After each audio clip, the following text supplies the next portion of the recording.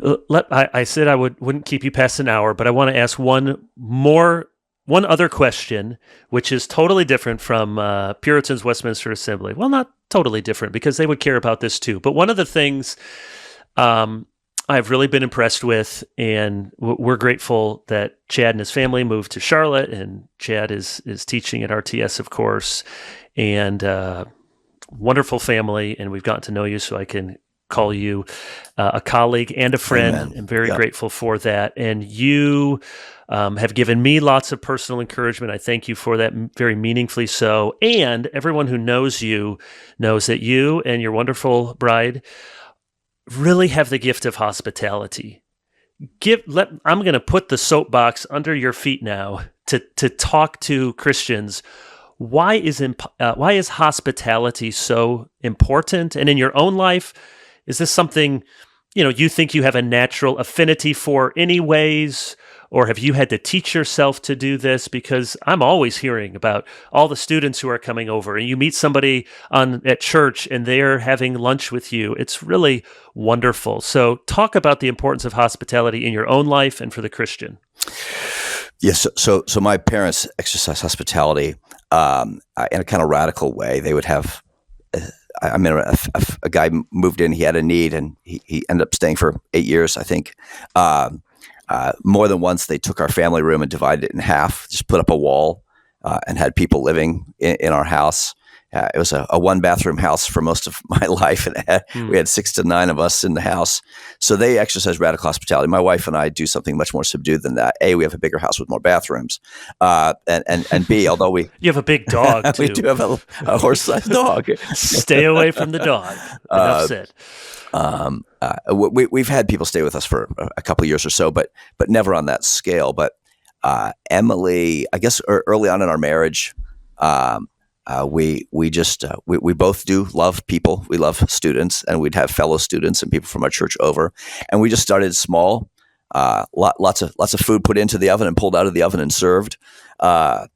Little groups for Sunday lunch, and then people over after the Sunday evening service, and Emily just kind of kept it up and became a better and better cook, better at sort of guesstimating how much food works for how many people, and I've been involved just in kind of helping tidy the house, vacuum, clean up dishes, and we've really found that that showing hospitality is at the very least good for our marriage. Sometimes we can get involved in sort of conflicts or issues like that, and just looking outside of ourselves, not always analyzing ourselves or entertaining ourselves. It's just been good for our marriage. And then I suppose, this works in part because of my wonderful wife. This also works in part because our children have decided that they like this. They like having people over. And being a pastor in Cambridge and being in Cambridge for 7 years, lots of lonely people, lots of students who don't have a home. And the Bible says a lot about strangers, people who can't give back, and showing hospitality to them. So we showed a lot of hospitality to strangers, students, and people traveling through town. And the Lord has enabled us to continue to have victims who will say yes when we ask them to come over. And so Emily and I do try and look for homes that are close enough to where we can work, the Lord willing, or worship, where we can have people over, a few extra bedrooms, it's wonderful. Dining room that's good size. We're very grateful for the way the Lord's provided. And there are different ways that people can exercise hospitality, and there are different seasons depending how, you got nursing kids, there's lots of different seasons for it. And some people, it will be a very formal, like we're getting a date on the calendar, you're coming over, we're bringing out the fine china. That's not my personality, but I don't want to say that's wrong. But I do think sometimes less bother is actually more welcoming. Absolutely. To people. Yeah, we do a lot of paper plates and hot dogs. Yeah. Yeah, and somebody which you would like here at the church. I like hot dogs. I can't eat the buns anymore, and I really like paper plates. But somebody said recently about us, which I think was a compliment.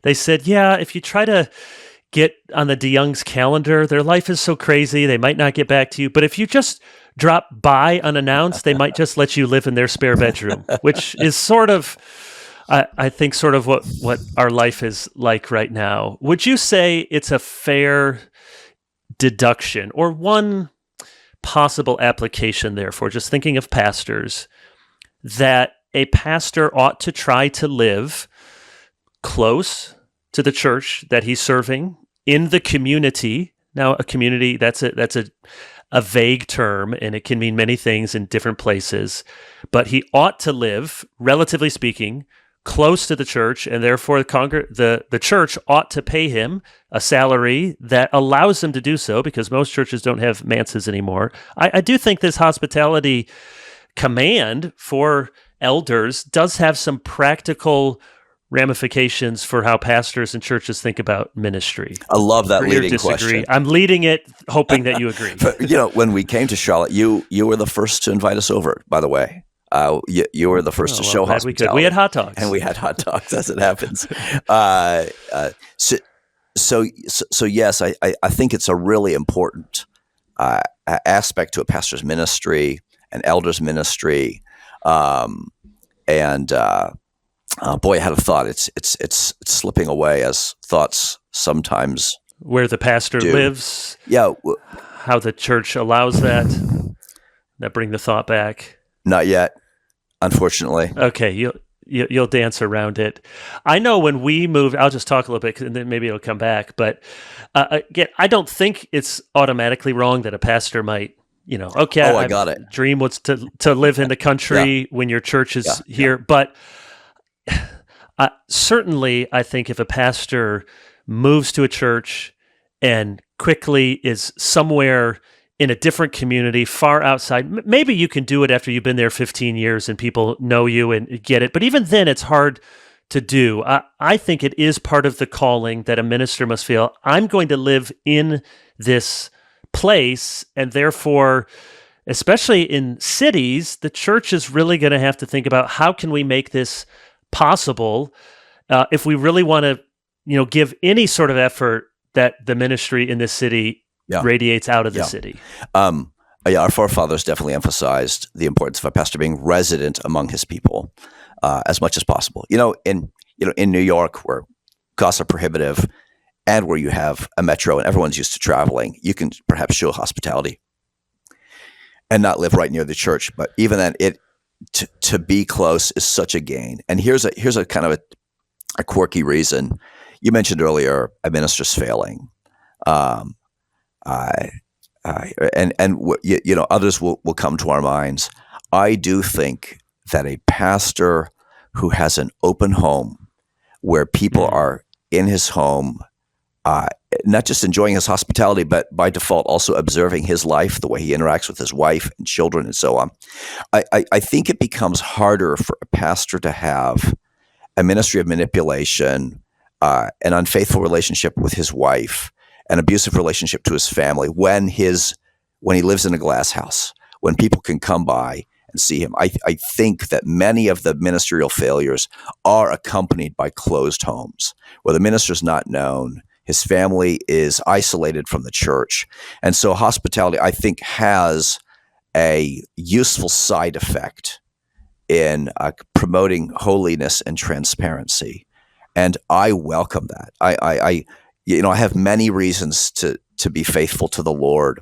One of those is just the crushing thought of how awful it would be to my wife and family if I was not. The horrible thought of how sad it would be if everything that I've written would always be picked up with and there's a man who was once faithful. And so as I think about those things, I love the way in which the Lord has helped me be more accountable by having people in my home who can watch what I do and how I speak. It's just one more guard. I think you had showed me something a while back that you had written along those lines, and before that, I hadn't thought of it in those terms, and it really, really is powerful and wise, because when we think about pastoral failure or just personal failure, it's easy to think, okay, we need accountability, I need to be in the Word, all that's true, but hospitality, there's no magic bullet. Sin will find a way, but we want to make those ways as difficult as possible. Indeed. And the hospitality shows, somebody was just saying recently, and thankfully I don't remember who he was talking about. It was something in the past, but was saying that people were reflecting, looking back, that before this person had a failure, he started to kind of tell more sexual jokes, more kind of innuendo, just got sort of freer and looser, and maybe the sort of thing that is a one-off, you're like, well, I don't know, maybe that was a little over the edge.